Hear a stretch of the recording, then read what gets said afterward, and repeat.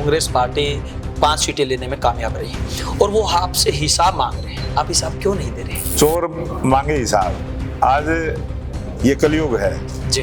और कांग्रेस की मानसिकता ऐसी होगी। बीजेपी को मोहनलाल बड़ोली में ऐसा क्या नजर आया कि पूरे हरियाणा की कमान से जी तीसरी बार फिर भारतीय जनता पार्टी की सरकार बनेगी। इतनी बड़ी घोषणाओं के बाद क्या आपको लगता है अब किसान आपके साथ आएंगे? हरियाणा प्रदेश की जनता ने मन बना लिया है। बीजेपी जो है वो पूर्व मुख्यमंत्री मनोहरलाल खट्टर के होते हुए ज्यादा मजबूत थी या फिर नायब सैनी के होते ज्यादा मजबूत रही? इससे हरियाणा की जनता भी उस इतिहास को दोहराने का काम करेगी।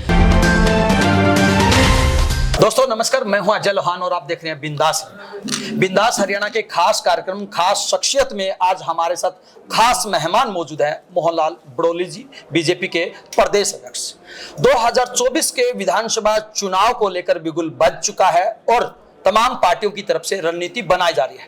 इसी कड़ी में आज बीजेपी की तरफ से कोर कमेटी की मीटिंग का आयोजन किया गया और उसके अंदर मोहनलाल बड़ोली सहित तमाम बड़े चेहरों ने हिस्सा लिया और 2024 के विधानसभा चुनाव में तीसरी बार सरकार बनाने के लिए रणनीति बनाई। आखिरकार क्या रणनीति है और क्या कुछ प्लानिंग रहेगी, उसी के ऊपर हम चर्चा करेंगे। सर, सबसे पहले स्वागत है आपका बिंदास हरियाणा। जी अजय जी, आपके चैनल के दर्शकों को बहुत बहुत नमस्कार, बधाई। जी मोहनलाल जी, तीसरी बार फिर सरकार का आपकी तरफ से दावा किया जा रहा है और आज तमाम बड़े बड़े चेहरे हो, चाहे विप्लव देव जी हो, धर्मेंद्र जी हो या फिर पूर्व मुख्यमंत्री हो नायब सिंह सैनी जी हो, तमाम बड़े चेहरे आज कोर कमेटी के अंदर मौजूद थे। क्या कुछ रणनीति बनाई है जिससे कि एक बार फिर तीसरी बार बीजेपी की सरकार बन सके? आपने जो कहा है, ये हरियाणा प्रदेश की जनता ने मन बना लिया है जी, और उसका प्रमाण आज जो विजय शंखनाद रैली जो एक थानेसर विधानसभा की हुई जी, और उसमें जिस प्रकार का उत्साह, जोश और जिस प्रकार का जनसमूह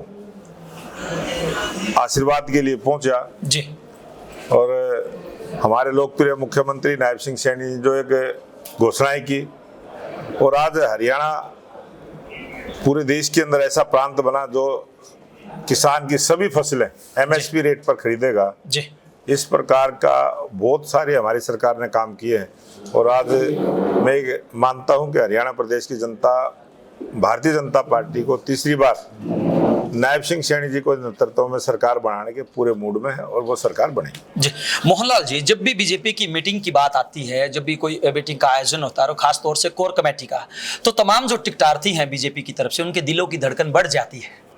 तो क्या उनके लिए क्या कहना चाहेंगे? क्या रणनीति है? क्या पुराने चेहरों को ही तवज्जो मिलेगा या फिर नयों को भी मौका मिलेगा? इसके ऊपर क्या कुछ रणनीति रहेगी पार्टी की? ये तो हमारा पार्लियामेंट्री बोर्ड तय करता है और हमेशा से ही होता है कि कुछ नए चेहरे आते हैं, कुछ पुराने चेहरे चले जाते हैं। ये कोई नई बात नहीं है, जिस प्रकार से पहले भी होता रहा उसी प्रकार से आगे भी होगा। और आज कोर कमेटी में हमने जो संकल्प पत्र जारी करना है, उसके लिए जो कमेटी बनी है, उसके संयोजक के रूप में चौधरी ओम प्रकाश जी धनखड़, जो पूर्व में प्रदेश अध्यक्ष रहे, पूर्व मंत्री रहे और हमारे पार्टी के राष्ट्रीय सचिव, और इसी प्रकार से जो पार्लियामेंट्री बोर्ड की सदस्य हमारी पार्टी की पूर्व सांसद बहन सुधा यादव जी को, जो हमारे अन्य हरियाणा प्रदेश के जो नेता जन आशीर्वाद संपर्क अभियान पूरे 90 की 90 विधानसभाओं में करेंगे, उसके संयोजक के नाते बहन सुधा यादव जी को जिम्मेवारी दी है। उसी प्रकार से हमारा युवा मोर्चा पूरे हरियाणा प्रदेश में 11 अगस्त से 14 अगस्त तक तिरंगा यात्रा, उसका आयोजन विधानसभा स्तर पर रहेगा और 14 अगस्त को विभाजन की विभीषिका जो एक प्रोग्राम हर विधानसभा में भी भारतीय जनता पार्टी के कार्यकर्ताओं की तरफ से रहने वाला है और 22 के 22 जिलों में जन आशीर्वाद संपर्क अभियान प्रदेश अध्यक्ष के नाते प्रत्येक जिले में मेरे भी जनसंपर्क अभियान रहेगा। और हमारे लोकप्रिय मुख्यमंत्री नायब सिंह सैनी जी जो आज विजय शंखनाद रैली हुई है, इसी प्रकार से प्रत्येक विधानसभा में जन आशीर्वाद रैली हमारी सभी विधानसभाओं में होंगी। इस प्रकार की योजना और रचना फाइनल होगी। एक बात और मोहनलाल जी, पूरा प्रदेश जानना चाहता है और खासकर जो तमाम जो बीजेपी के जो कार्यकर्ता हैं जो आपको अभी देख रहे हैं, जो आने वाले भविष्य में अपना उज्जवल करना चाहते हैं, आपके अंदर ऐसी क्या खूबी थी क्योंकि जैसा कि आपने कहा कि ओम प्रकाश धनखड़ जी पूर्व प्रदेश अध्यक्ष रहे हैं, बराला जी थे, कैप्टन अभिमन्यु थे, रामविलास जी थे, तमाम बड़े बड़े चेहरे थे। उसके बावजूद भी बीजेपी को मोहनलाल बड़ोली में ऐसा क्या नजर आया कि पूरे हरियाणा की कमान सौंप दी? ये भारतीय जनता पार्टी की खूबसूरती है और यही खासियत है कि एक किसी भी कार्यकर्ता को कोई ना कोई जिम्मेवारी दे के पार्टी का काम हमेशा से ऐसा रहा है और ये भारतीय जनता पार्टी की खूबसूरती है। दूसरी पार्टियों में अगर कोई प्रदेश अध्यक्ष बदल दे तो उसकी टीम नहीं बनने देते हैं जी। कभी बहुत सारे प्रांत उनके ऐसे रहते हैं, उनका प्रदेश अध्यक्ष का ही किसी को पता नहीं होता जी। बहुत सारे प्रदेश अध्यक्ष ऐसे बनाते हैं कि उनको मीटिंगों में नहीं बैठाते जी। उनके होल्डिंग तक नहीं लगाते। तो उन पार्टियों का और भारतीय जनता पार्टी के काम का यही अंतर है। ये एक वैचारिक पार्टी है, देश के लिए काम करती है। दूसरी जो पार्टियां हैं वो परिवार के लिए काम करती हैं, अपनी जाति के लिए काम करती है, क्षेत्रवाद के लिए काम करती है और वो राष्ट्रवाद की सोच को लेकर नहीं चलते। इसलिए भारतीय जनता पार्टी पूरे देश के बारे में सोचते हुए राजनीति के आगे बढ़ते हैं। जी। मोहनलाल जी, अगर हम कांग्रेस की बात करें, क्योंकि 2024 के जो अभी लोकसभा चुनाव हुए थे उसमें भी कांग्रेस पार्टी 5 सीटें लेने में कामयाब रही और वो आपसे हिसाब मांग रहे हैं, आप हिसाब क्यों नहीं दे रहे? कांग्रेस पार्टी चोर मांगे हिसाब, आज ये कलयुग है जी और कांग्रेस की मानसिकता ऐसी हो गई है जी। कांग्रेस पार्टी ने अपना हिसाब देना चाहिए।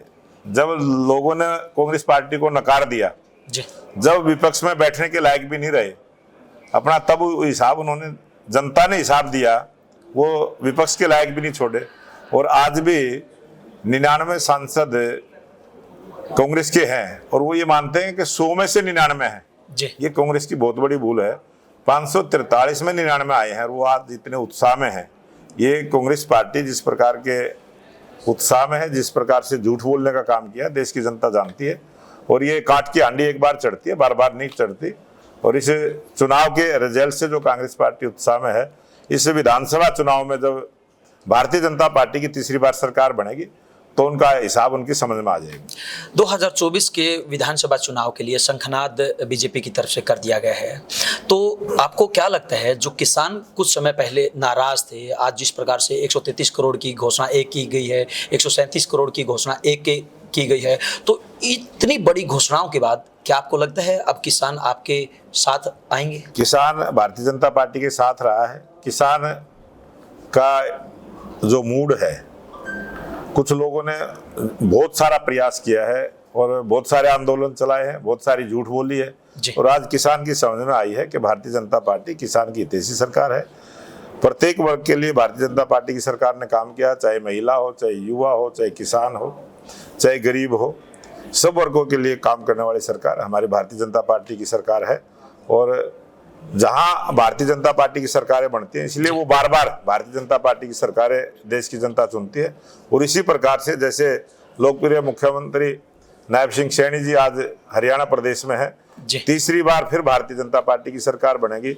जैसे केंद्र में लोकप्रिय प्रधानमंत्री नरेंद्र मोदी जी के नेतृत्व में तीसरी बार भारतीय जनता पार्टी की सरकार बनी है, इसी प्रकार से हरियाणा की जनता भी उस इतिहास को दोहराने का काम करेगी। मोहनलाल बड़ोली की नज़र में बीजेपी जो है वो पूर्व मुख्यमंत्री मनोहरलाल खट्टर के होते हुए ज्यादा मजबूत थी या फिर नायब सैनी के होते ज्यादा मजबूत रहेंगे? पहले भी मजबूत थी और आज भी मजबूत रहे है और आगे भी मजबूत रहेगी। जी, ये थे बीजेपी के प्रदेश अध्यक्ष मोहनलाल बड़ोली, जिनका साफ तौर से कहना है कि बीजेपी पहले भी मजबूत थी, आज भी मजबूत है और आने वाले समय में भी मजबूत रहेगी। और जिस प्रकार की रणनीति बीजेपी की तरफ से बनाई गई है और जिस प्रकार के समीकरण देखने को मिल रहे हैं और जिस प्रकार से बिना पर्ची बिना खर्ची के आधार पे युवाओं को नौकरी दी जा रही है, उससे अब बीजेपी के तमाम जो बड़े चेहरे हैं, तमाम जो बड़े नेता हैं, वो काफी उत्साहित है। और यही वजह है कि उनकी तरफ से दावा किया जा रहा है कि वो एक बार फिर प्रदेश में तीसरी बार बीजेपी की सरकार बनाने जा रही हैं। हालांकि ये तो चुनाव परिणाम के बाद ही पता चलेगा कि क्या